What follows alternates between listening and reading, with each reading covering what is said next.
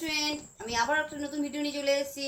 আজকে নিয়ে এসেছি জ্যামিতি কিছু তথ্য নিয়ে। তো চলো শেখা যাক। আয়তক্ষেত্র।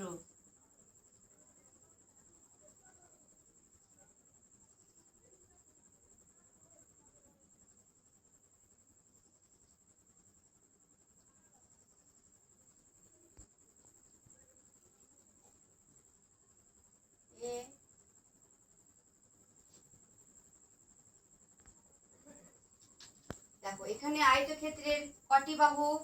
1 2 3 4, চারটি বাহু। তাহলে বাহুগুলি নাম লিখবো। তাহলে কটি বাহু এখানে? 4টি বাহু। বাহুগুলির নাম যথা A B, B D, D C, C D. তারপর এটা